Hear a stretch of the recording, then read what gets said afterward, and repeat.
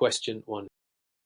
In the context of radiation safety, Mr. Allen, a nuclear medicine technologist, is preparing a patient for a SPECT scan. The procedure involves using a radiopharmaceutical with a half-life of 6 hours. Mr. Allen will be working with the patient in close proximity for approximately 45 minutes. What action should Mr. Allen prioritize to minimize radiation exposure to himself and the patient during this procedure? A. Increasing the duration of patient preparation. B. Wearing protective lead aprons for both the technologist and patient. C. Keeping the time of exposure as short as possible. D. Increasing the shielding around the equipment. Answer. Correct answer. C. Keeping the time of exposure as short as possible. Explanation. According to the ALARA, as low as reasonably achievable principle, the most effective way to reduce radiation exposure is to minimize the time of exposure. While shielding and distance are important, reducing the exposure time limits the overall dose to both the technologist and the patient. In this scenario, Mr. Allen should ensure the patient is well prepared to avoid delays, allowing him to limit the time spent close to the patient. Question 2. Based on the information provided by your colleague Mr. Lee, a radiopharmaceutical used for imaging a tumor in the liver has a half-life of 3 hours. After 12 hours, how much of the original activity will remain in the patient's body? A. 50%, B. 12.5%, C. 25%, D. 6.25%. Answer. Correct answer. B. 12.5%. Explanation. The decay of radioisotopes follows an exponential pattern, in this case with a half-life of 3 hours. After 12 hours, which equals 4 half-lives, the remaining activity would be reduced by half 4 times. After the first 3 hours, 50% remains. And after the second 3 hours, 25% remains. And after the third 3 hours, 12.5% remains. After the fourth 3 hours, 6.25% would remain. But the correct answer is 12.5% after 12 hours. Question 3.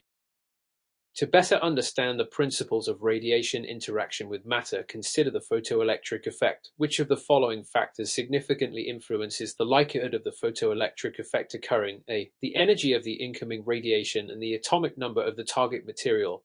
B. The thickness of the shielding material. C. The wavelength of the emitted radiation. D. The density of the tissue irradiated. Answer. Correct answer. A. The energy of the incoming radiation and the atomic number of the target material. Explanation. The photoelectric effect occurs when an incoming photon transfers all its energy to an electron, ejecting it from the atom. The likelihood of the photoelectric effect is influenced by 2 primary factors. The energy of the incoming radiation. Higher energy photons are less likely to undergo photoelectric absorption. The atomic number Z material. Higher Z materials are more likely to absorb photons due to a higher probability of interaction. Therefore, the atomic number of the tissue or material is a significant factor in determining how much radiation is absorbed. Question 4. When analyzing the interaction of radiation with matter, which of the following types of decay results in the emission of a high-energy photon without the loss of a particle from the nucleus? A. Alpha decay, B. Beta decay, C. Gamma decay, D. Positron emission. Answer. Correct answer. C. Gamma decay. Explanation. Gamma decay is the emission of a high-energy photon, gamma ray, from the nucleus of an atom, typically following other types of radioactive decay such as alpha or beta decay. Unlike alpha and beta decay, gamma decay does not result in the loss of any particles from the nucleus. Instead, the nucleus loses excess energy in the form of gamma radiation. Question 5. Mr. Adams, a nuclear medicine technologist, is working in a department that uses a Geiger counter for radiation detection. Which of the following is true regarding the operation of this instrument? A. It detects radiation by ionizing the gas inside the chamber. B. It uses scintillation crystal to emit light when radiation interacts with the detector. C. It measures radiation dose based on the energy of individual particles. D. It can detect both alpha and beta particles with equal efficiency. Answer. Correct answer. A. It detects radiation by ionizing the gas inside the chamber. Explanation. The Geiger counter works by detecting the ionization of gas molecules inside the detector when charged particle, e.g. alpha or beta particles enters the chamber, it ionizes the gas, creating electron-ion pairs that are collected to produce measurable pulse. The counter does not provide energy-specific measurements, unlike scintillation detectors. It is primarily useful for detecting the presence of radiation rather than measuring the energy of individual particles. Question 6. Given the circumstances of a nuclear medicine department's newly implemented PECT hybrid imaging system, what is the primary advantage of combining these two modalities for imaging patients? A. PECT systems reduce patient radiation exposure. B. The integration of PET and CT imaging allows for more accurate localization and characterization of abnormalities. C. PET systems are less expensive than using PET and CT separately. D. CT imaging is sufficient for imaging tumors, so the addition of PET is unnecessary. Answer. Correct answer. B. The integration of PET and CT imaging allows for more accurate localization and characterization of abnormalities. Explanation. The main advantage of PET systems is the ability to combine functional information from PET with anatomical details from CT. This allows for better localization and characterization of tumors or abnormalities, aiding in more precise diagnosis and treatment planning. Although radiation can be a concern with any imaging modality, the combination of PET and CT provides greater diagnostic value than each modality alone. Question 7. Mr. Patel is conducting a radiation survey using an ionization chamber. The chamber is used to measure radiation dose. Which of the following is the primary characteristic of ionization chambers that makes them useful for radiation dose measurement? A. They detect radiation by emitting light upon interaction with radiation. B. They have a large volume of gas that allows for the collection of ionized particles. C. They are sensitive only to gamma radiation. D. They provide real-time measurement of radiation energy. Answer. Correct answer. B. They have a large volume of gas that allows for the collection of ionized particles. Explanation. Ionization chambers work by detecting the ions produced when radiation interacts with the gas inside the chamber. The amount of charge collected from the ions is proportional to the amount of radiation present, which is why they are used to measure radiation dose. The large volume allows for a greater number of ionizations detected, improving the accuracy of the measurement. Question 8.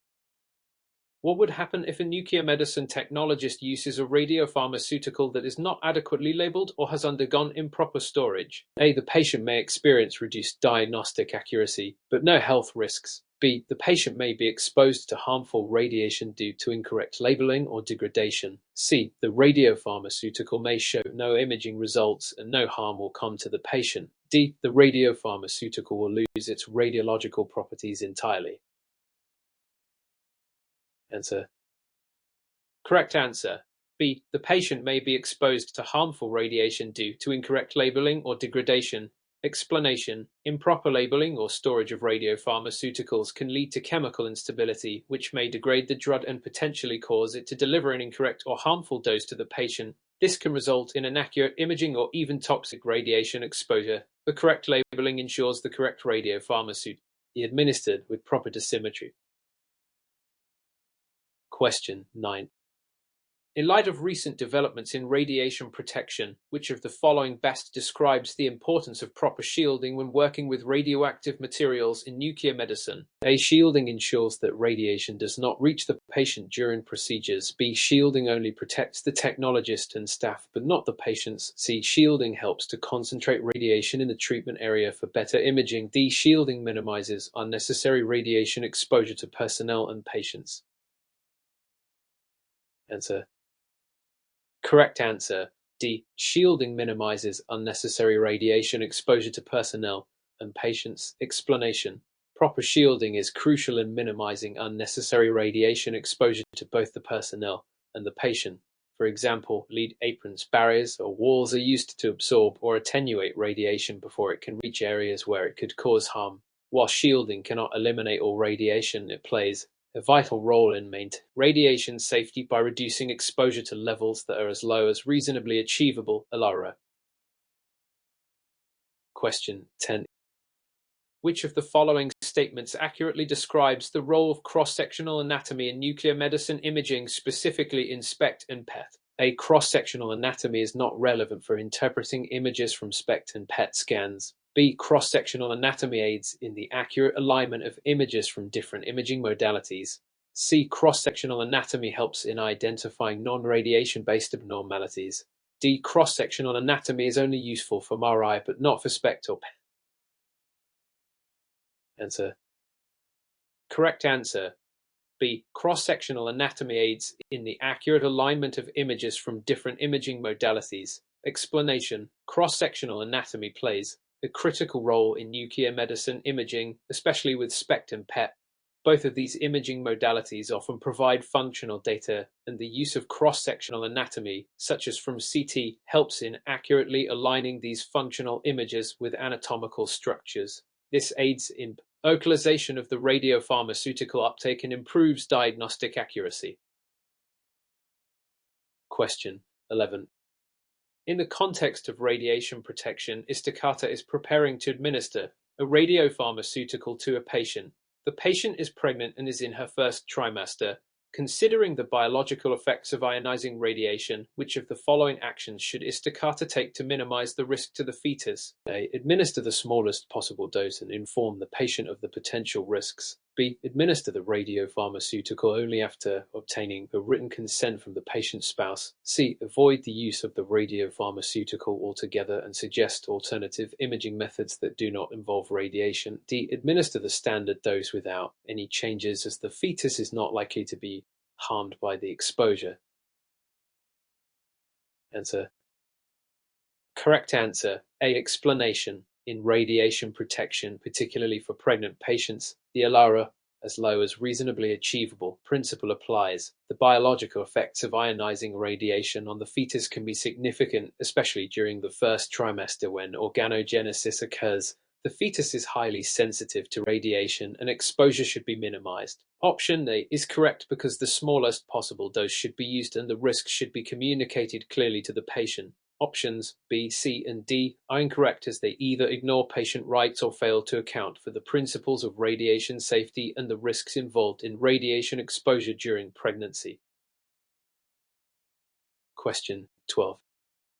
When considering a nuclear medicine procedure MS, Dawson, a patient, has been scheduled for a PET scan for the detection of cancer. Upon reviewing her medical history, you notice that she has a history of renal impairment. What is the most important factor to consider when determining the radiopharmaceutical for her procedure? A. The biodistribution of the radiopharmaceutical in her body. B. The impact of renal impairment on the clearance of the radiopharmaceutical. C. The cost of the radiopharmaceutical. D. The half-life of the radiopharmaceutical. Answer. Correct answer. B. Explanation. In patients with renal impairment, the clearance of radiopharmaceuticals can be significantly altered, leading to potential toxicity or improper imaging. It is critical to adjust the choice of radiopharmaceutical based on renal function, as some agents are renally excreted. Option B is correct because renal impairment affects the clearance of radiopharmaceuticals, which may require dose adjustments or the selection of an alternative agent. While biodistribution, A, cost, C, and half-life, D, are important considerations, the renal function is the most crucial factor in this case. Question 13. Mr. Taylor is preparing to conduct a SPECT scan on a patient with a known history of thyroid disease. Which of the following radiopharmaceuticals would be most appropriate for assessing thyroid function? A. Technetium-99 meters MIBI. B. Iodine 131. C. Technetium 99 meters per technetate. D. Fluorine 18-AD. Answer. Correct answer. C. Explanation. Technetium 99 meters per technetate is commonly used for thyroid imaging as it is actively taken up by the thyroid gland, making it ideal for assessing thyroid function and morphology. Option C is correct. Iodine 131B is used for therapeutic purposes, not diagnostic imaging. Technetium 99 meters MIBI-A is used for myocardial imaging, and fluorine 18-FDG-D is used in oncologic PET imaging, neither of which are appropriate for thyroid imaging. Question 14. During the process of radiopharmaceutical preparation, the technologist notices that the dose calibrator is reading an incorrect activity level for the radiopharmaceutical being prepared. What should the technologist do next? A. Continue with the procedure and use the incorrect reading, as it is unlikely to affect patient safety. B. Calibrate the dose calibrator according to the manufacturer's instructions and check the reading again. C. Discard the radiopharmaceutical and prepare a new batch, as the current batch may be contaminated. D. Contact the radiation safety officer immediately and suspend all procedures. Answer. Correct answer. B. Explanation. A dose calibrator that is not reading correctly can lead to inaccurate dosing of radiopharmaceuticals, which could compromise patient safety. The proper course of action is to calibrate the dose calibrator according to the manufacturer's instructions to ensure accurate readings. Option B is correct because proper calibration ensures accurate activity measurement. Option A is incorrect as it disregards the importance of proper dose measurement, and options C and D are unnecessarily extreme without addressing the calibration issue directly. Question 15. Considering the principles of radiation physics, how does Compton scattering primarily affect the quality of a gamma camera image? A. It contributes to image noise by scattering photons, reducing image contrast. B. It improves image quality by providing additional data about tissue density. C. It results in the production of positrons, which improve image resolution. D. It causes the complete absorption of photons by the detector, leading to more accurate images. Answer. Correct answer. A. Explanation. Compton scattering occurs when a photon interacts with an electron, resulting in the photon losing energy and being scattered in a different direction. This scattered radiation leads to a decrease in image contrast and an increase in image noise, which negatively impacts the quality of the gamma camera image. Option A is correct. Options B, C, and D are incorrect as Compton scattering does not contribute to improved image quality or resolution, nor does it result in the complete absorption of photons. Question 16. Mr. Davis is reviewing the regulatory requirements for handling radiopharmaceuticals at his facility. According to the National Council on Radiation Protection and Measurement's SRP guidelines, which of the following actions is crucial to minimize radiation exposure to staff during the preparation of radiopharmaceuticals? A. Using a fume hood to protect against inhalation exposure. B. Wearing lead aprons during the entire preparation process. C. Using time, distance, and shielding principles to minimize exposure. D. Conducting all procedures in a room with high ventilation. Answer. Correct answer. C. Explanation. SRP guidelines emphasize the use of the time, distance, and shielding principles to minimize radiation exposure, reducing the time spent near radioactive materials, increasing the distance between the technologist and the source, and using appropriate shielding materials are fundamental principles in radiation protection. Option C is correct. While a fume hood is used to protect against inhalation of radioactive aerosols, it does not address all forms of radiation exposure. Wearing lead aprons B is necessary in some situations, but not universally for all preparation processes. And option D addresses ventilation but does not focus on radiation exposure. Question 17. When evaluating a patient's PET scan results, it is important to recognize that the sensitivity of PET imaging for detecting certain types of tumors may be affected by which of the following factors? A. The patient's metabolic rate and the biodistribution of the radiopharmaceutical. B. The patient's body mass, index BMI, and organ size. C. The half-life of the radiopharmaceutical used in the scan. D. The time elapsed between the radiopharmaceutical injection and the imaging procedure. Answer. Correct answer. A. Explanation. The sensitivity of PET imaging is primarily influenced by the metabolic activity of tissues, which is directly related to the biodistribution of the radiopharmaceutical used. The radiopharmaceutic FDG, for example, localizes in tissues with high metabolic activity, such as tumors, making them visible on the scan. Option A is correct. The other factors, such as BMI, B, half-life, C, and time elapsed, D, may have some impact, but the metabolic rate and biodistribution are the most significant factors affecting the sensitivity of PET imaging. Question 18. Given the circumstances of an emergency radiation spill in the nuclear medicine department, which of the following steps should be taken first? A. Evacuate the area immediately and wait for the radiation safety officer to assess the situation. B. Alert the hospital administration to inform them of the emergency. C. Initiate the decontamination process to contain the spill before further action. D. Secure the area, limit access, and immediately notify the radiation safety officer. Answer. Correct answer, D. Explanation. In the event of a radiation spill, the immediate priority is to secure the area and limit access to prevent further exposure. The radiation safety officer should be notified right away to assess the situation and guide further actions. Option D is correct because securing the area and notifying the appropriate personnel are critical to managing the emergency effectively. Evacuating A or notifying hospital administration B may not be necessary in the initial stages, and decontamination C should only occur after the area is secured. Question 19. When analyzing the advantages of using a hybrid SPECT system for imaging, which of the following is the primary benefit of combining both technologies? A. Increased sensitivity of the SPECT scan by improving photon detection.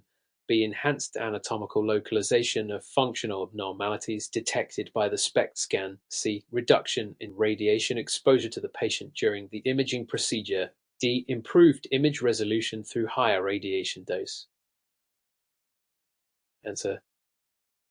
Correct answer, B. Explanation. The primary benefit of combining SPECT with CT is the enhanced anatomical localization of functional abnormalities. While SPECT provides functional information, CT provides detailed anatomical images. By combining the two, physicians can correlate functional data with precise anatomical locations, improving diagnostic accuracy. Option B is correct. The other options are incorrect as they do not directly describe the key advantage of hybrid imaging. Question 20. Mr. Wilson is preparing for a PET scan using a fluorine-18 FDG radiopharmaceutical. Which of the following factors is most critical to consider to ensure optimal image quality during the procedure? A. The patient's hydration status and the timing of the radiopharmaceutical injection. B. The patient's history of radiation therapy and chemotherapy. C. The patient's body weight and fasting status prior to the procedure. D. The type of imaging machine being used and the type of contrast agent administered. Answer. Correct answer, A. Explanation. The quality of PET imaging with FDG is highly dependent on the timing of the radiopharmaceutical injection and the patient's hydration status. Proper hydration helps to optimize biodistribution, and timing ensures that the FDG is absorbed correctly by tissues with high metabolic activity, such as tumors. Option A is correct. While other factors may affect imaging, they are less critical than those mentioned in option A. Question 21. Dr. Miller is about to administer a radiopharmaceutical for a bone scan. Which of the following radiopharmaceuticals is most commonly used for imaging bone metabolism in patients with suspected metastases or bone abnormalities? A. Technetium-99 meters MDP. B. Iodine-131. C. Technetium-99 meters per technetate. D. Gallium-67 citrate. Answer.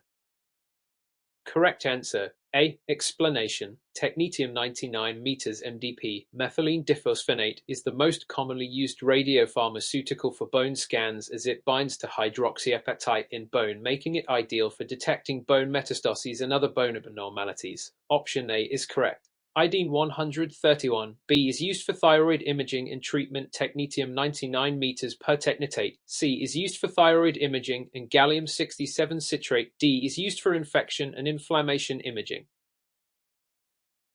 Question 22. In nuclear medicine, which of the following factors most significantly affects the quality of SPECT images? A. The type of radiopharmaceutical administered. B. The energy of the gamma rays emitted. C. The quality of the CT images acquired. D. The resolution of the gamma camera detectors. Answer. Correct answer, D. Explanation. The resolution of the gamma camera detectors directly impacts the quality of SPECT images. Better detector resolution allows for clear images, improving the ability to localize functional abnormalities. Option D is correct. The other factors, such as the type of radiopharmaceutical A, the energy of gamma rays B, and CT image quality C, play a role but are less influential in comparison to detector resolution. Question 23. Mr. Adams is scheduled for a myocardial perfusion imaging test using a radiopharmaceutical. Which of the following radiopharmaceuticals is most commonly used in this procedure to assess myocardial blood flow? A. Fluorinating FDG. B. Technetium-99 meters MIBI. C. Iodine-131. D. Gallium-67. Answer. Correct answer B. Explanation. Technetium-99 meters MIBI methoxyisobutyl isonitrile is the most commonly used radiopharmaceutical in myocardial perfusion imaging. It is taken up by viable myocardial tissue and is ideal for assessing blood flow to the heart muscle. Option B is correct. Fluorinating FDGA is used for PET imaging, iodine-131. C is used in thyroid imaging, and gallium-67. D is used for infection and inflammation imaging, not myocardial perfusion. Question 24. During a routine quality control check, the nuclear medicine department discovers that the radiation exposure rate is higher than expected. Which of the following actions should be prioritized to address this issue? A. Increase the distance from the radiation source to reduce exposure. B. Perform additional scans to verify the equipment's performance. C. Increase shielding around the radiation source to reduce exposure. D. Reduce the time of exposure by limiting the number of patients per day. Answer. Correct answer C. Explanation. If the radiation exposure rate is higher than expected, the priority should be to increase shielding around the radiation source to prevent unnecessary exposure to staff and patients. Option C is correct. While increasing distance A and reducing exposure time D are important, adding shielding is the most direct and effective solution in this case. Performing additional scans B is not an appropriate response to the issue of elevated exposure. Question 25. A nuclear medicine technologist is preparing to administer a radiopharmaceutical to a patient and notices a discrepancy in the activity level measured by the dose calibrator. What is the next best step to take? A. Discard the radiopharmaceutical and prepare a new dose. B. Adjust the dose calibrator's settings to account for the discrepancy. C. Verify the calibration of the dose calibrator according to the manufacturer's specifications. D. Proceed with administering the dose as it seems within an acceptable range. Answer. Correct answer C. Explanation. The correct course of action is to verify the calibration of the dose calibrator according to the manufacturer's specifications. This will ensure accurate readings and safe administration of the correct activity. Option C is correct. Discarding the radiopharmaceutical A or adjusting the settings without proper verification B could lead to incorrect dosing. Proceeding with the administration D without verifying the calibration is unsafe. Question 26. Which of the following radiopharmaceuticals is most commonly used for imaging the brain to assess regional blood flow in patients with suspected neurological conditions? A. Technetium-99 meters HSPOW. B. Iodine-131. C. Fluorinating FDG. D. Technetium-99 meters in D. Answer. Correct answer A. Explanation. Technetium-99 meters HSPOW hexamethylpropylene amine oxime is commonly used for brain imaging, particularly for assessing regional blood flow in conditions like stroke or epilepsy. Option A is correct. Iodine-131 B is primarily used for thyroid imaging. Fluorinating FDG C is used in PET imaging for brain metabolism, and technetium-99 meters MDP D is used for bone scans, not brain imaging. Question 27. Which of the following is a key advantage of using PET over standalone PET in nuclear medicine? A. Increased resolution of the functional images. B. More accurate correlation of anatomical and functional abnormalities. C. Reduced radiation dose to the patient. D. Lower cost of the procedure. Answer. Correct answer B. Explanation. The primary advantage of using PET over standalone PET is the ability to more accurately correlate anatomical and functional abnormalities. CT provides detailed anatomical images which can be fused with the functional data from the PET scan, improving diagnostic accuracy. Option B is correct. While PET may offer some improvements in resolution, A, it does not reduce radiation dose, C, or cost, D, making those options incorrect. Question 20. During a nuclear medicine procedure, the technologist observes that the patient has an allergic reaction to the radiopharmaceutical.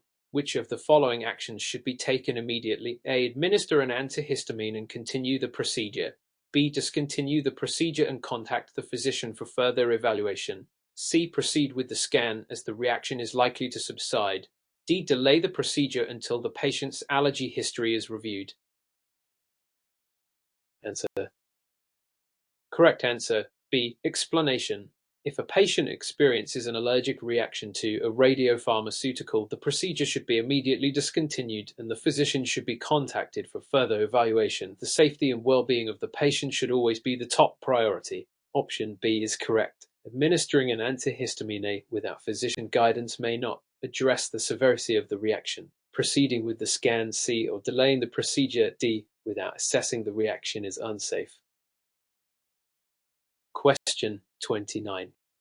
In a hospital setting, what is the most important aspect of radiation protection for staff working with radiopharmaceuticals in the nuclear medicine department? A. Wearing lead aprons during all procedures. B. Ensuring proper training in radiation safety and emergency procedures. C. Limiting the number of patients per day to reduce exposure. D. Using mobile shielding around the radiation source. Answer. Correct answer. B. Explanation. The most important aspect of radiation protection for staff is ensuring proper training in radiation safety and emergency procedures. This includes understanding how to minimize exposure, the use of shielding, and the protocols for handling spills or accidents. Option B is correct. While wearing lead aprons, A, and using mobile shielding, D, are important. Proper training, B, is critical to ensuring staff safety. Limiting patients per day, C, does not directly address radiation safety protocols. Question 30. Which of the following imaging techniques is best suited for detecting small lesions in the brain, especially in cases of epilepsy or dementia? A. PET with fluorinating FDG. B. MRI with gadolinium contrast. C. SPECT with technetium-99 meters H. Eschbau. D. CT with iodinated contrast. Answer.